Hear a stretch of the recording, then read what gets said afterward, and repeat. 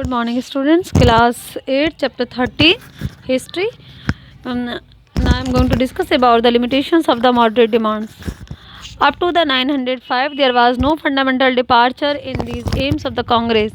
1905 तक कांग्रेस का अगर हम देखें तो उसमें किसी भी तरह का कोई फंडामेंटल डिपार्चर नहीं था, यानी कि कांग्रेस का कोई ऐसा एम नहीं था. The moderate had firm faith in the British sense of justice and fairly play. जो मॉडरेट्स लोग थे उनको ब्रिटिश के जस्टिस वगैरह पर एक तरह से अभी भी यकीन था. And fair play hence they, और इसीलिए वो अभी भी उन्होंने प्रेयर्स और पिटिशंस के ज़रिए वो अपना काम करवाना चाह रहे थे. The British however turn a deaf ear to the request of the Congress.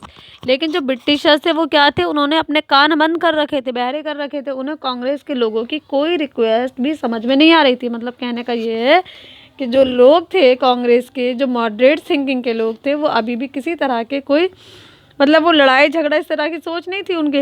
इसीलिए वो ब्रिटिश गवर्नमेंट से क्या कर रहे थे, उन्हें अभी भी यकीन था कि ब्रिटिश गवर्नमेंट उनके साथ जस्टिस करेगी, और इसलिए वो रिक्वेस्ट वगैरह कर रहे थे. पर ब्रिटिश गवर्नमेंट ने अपने कानों को जैसे कि बंद कर रखा हो और उनकी बातों को सुन नहीं रही थी. The indifference of the British and the continued economic exploitation and the impoverishment of the country made the Indian nationalist realise that the British government was not sincere and just. और जब ये देखा इंडियंस ने कि British government इस तरह का difference कर रही है और जो भारत के लोग हैं उनका आर्थिक इकोनॉमिक एक्सप्लॉटेशन कर रही है, आर्थिक शोषण कर रही है, उनकी तरफ किस तरह का कोई ध्यान नहीं है, तब इन लोग और देखा कि ये बिल्कुल सिंसियर नहीं है हिंदुस्तानियों को लेकर, किसी तरह का कोई जस्टिस नहीं कर रही है, तब इन लोगों का जो यकीन था ब्रिटिश गवर्नमेंट पे, वो यकीन कहीं ना कहीं मतलब ख़त्म हो गया. जो यकीन था वो ख़त्म हो गया. अब उसके बाद आते हैं growth of extremism. A section of congressman who had lost faith in the British government began to drift toward extremism. वो लोग जिनको ब्रिटिश गवर्नमेंट पर यकीन था लेकिन उनका यकीन बर्बाद हो गया, ख़त्म हो गया, उसके बाद वो लोग क्या हो गए, वो एक्सट्रीमिज्म की तरफ कन्वर्ट हो गए. This radical faction of the Congress came to be known as extremist. और ये जो लोग थे क्या कहलाए, एक एक्सट्रीमिस्ट कहलाए. इन एक्सट्रीमिस्ट का क्या मकसद था वो आप समझ लीजिए. एक्सट्रीमिस्ट की क्या क्या डिमांड थी, opposition to the ideology and the technique of moderates. Extremist ने जो मॉडरेट्स थी उनकी जो भी टेक्निक थी, जो आइडियोलॉजी थी, उसको अपोज किया. Their preference not to get out of the Congress but to capture it from within. इन लोगों ने किस पर प्रेफरेंस दी, जो एक्सट्रीमिस्ट थे, not get out of Congress but capture it from within. Next है absolute autonomy for Indians unlike the goal of the moderate to attain the colonial form of self government.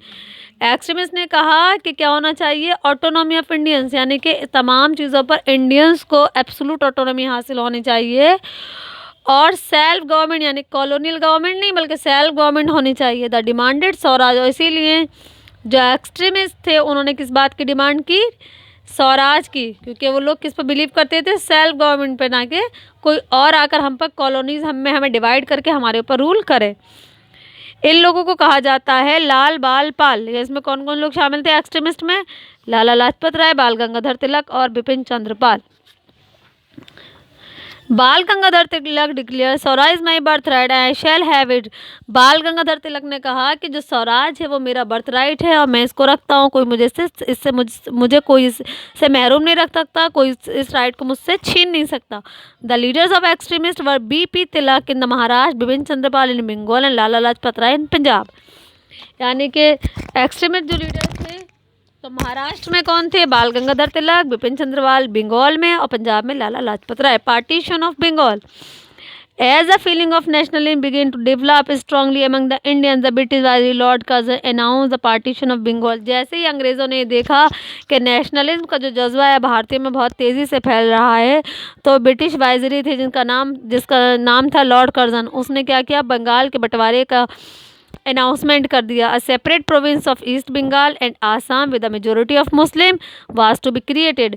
किस तरह से कि जो east Bengal और आसाम है वहाँ पर मेजोरिटी कौन होगी, मुस्लिम्स का हिस्सा, और वेस्ट बंगाल को हिंदूज में दे दिया, यानी कि बंगाल को दो पार्ट्स में डिवाइड कर दिया, एक एरिया हिंदूज के लिए, दूसरा मुस्लिम्स के लिए। The government claim that the partition was necessary for the purpose of better administration. और इसके लिए गवर्नमेंट ने क्या बताया, क्या एक्सक्यूज दिया कि अच्छे एडमिनिस्ट्रेशन, अच्छी तरह से प्रशासनिक कार्यों को करने के लिए इस पार्टीशन की ज़रूरत है। The partition was planned by Lord Curzon in 1903 but it was enforced in 1905। ये जो पार्टीशन था, बल्कि ये प्लानिंग थी लॉर्ड कर्जन की, जिसने 1903 में की थी और आखिरकार 1905 में उसने बंगाल का बंटवारा कर दिया। नेक्स्ट टॉपिक है हमारा स्वदेशी movement. In the protest Indian started the स्वदेशी मूवमेंट 7 अगस्त 1905। जब हिंदुस्तानियों ने देखा कि बंगाल का बंटवारा कर दिया है, तो हिंदुस्तान के लोगों ने 7 अगस्त 1905 को स्वदेशी मूवमेंट की शुरुआत कर दी। This movement included the boycott of British good and promotion of Indian good. Swadeshi movement क्या थी? स्वदेशी मूवमेंट एक ऐसी मूवमेंट थी जिसमें अंग्रेज़ों की बनाई हुई हर चीज़ का बाइकआउट कर दिया गया और देश की बनाई हुई हर चीज़ को यूज़ किया जाने लगा।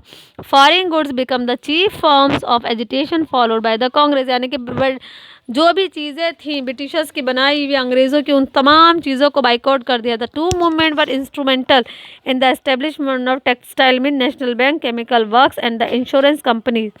To movements were instrumental in the establishment of, और इसमें क्या है, इस स्वदेशी मूवमेंट के ही जेरे असर textile mill, national bank, chemical works, insurance company सब इस्टेब्लिश की जाने लगी। वॉलंटियर्स डिलीवर स्वदेशी goods at the door step for every house hold, और जो वॉलंटियर्स थे उन्होंने क्या किया, स्वदेशी गुड्स को लोगों तक पहुंचाया।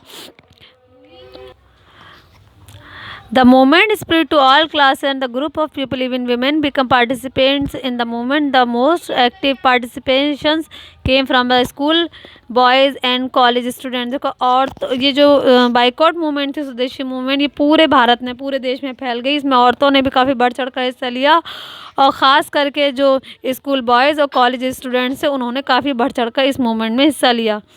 उन लोगों ने जो गवर्नमेंट स्कूल, गवर्नमेंट कॉलेजेस थे वो सब छोड़ दिए।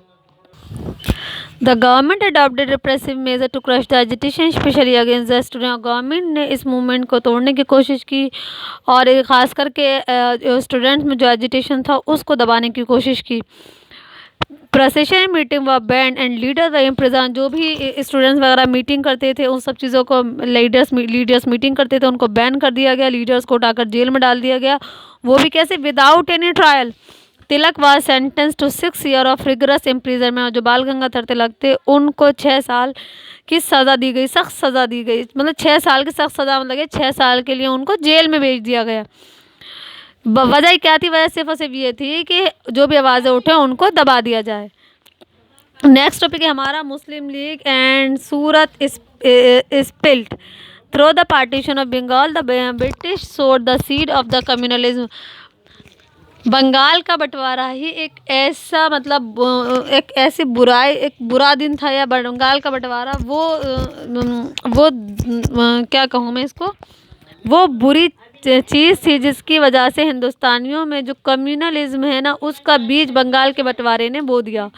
दे encourage Muslim to form a separate party and fight through separate electorate. अब इसी बंगाल के बंटवारे से ही इन लोगों ने, मुसलमानों को अंग्रेज़ों ने इंकरेज किया कि वो अपनी सेपरेट पार्टी बनाएं और सेपरेट इलेक्टोरेट्स के लिए वो लड़ें, सेपरेट इलेक्टोरेट्स के ज़रिए लड़ें, यानी कि सेपरेट होना चाहिए मुस्लिम, अपनी खुद की पार्टी बनाएं। हिंदू मुस्लिम भाईचारे को उन्होंने अलग कर दिया।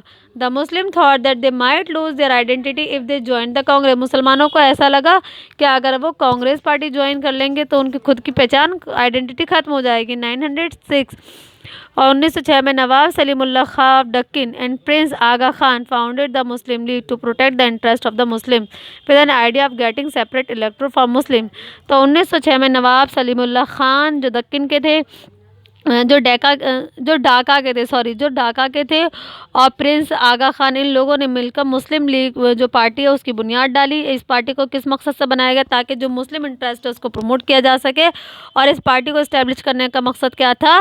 मुसलमानों के लिए सेपरेट इलेक्टोरेट्स होना चाहिए। The conflict between the moderate and extremist increase during the Surat session of Indian national Congress of 907।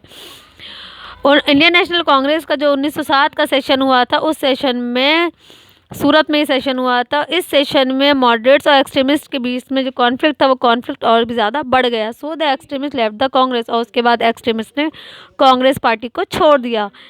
इस सेशन के बाद छोड़ दिया। This came to be known as the Surat split, और इसी वजह से इसको कहा जाता है सूरत स्पिल्ट। द ट्रियो बाल गंगाधर तिलक, बिपिन चंद्र पाल एंड लाला लाजपत वो पॉपुलरली नोन, मैंने आपको भी बता ही दिया था ये कि बाल गंगाधर तिलक, बिपिन चंद्र पाल, लाला लाजपत राय को कहा जाता है लाल बाल पाल। नेक्स्ट टॉपिक है हमारा growth of militancy. This topic I will discuss in next video. Thank you very much.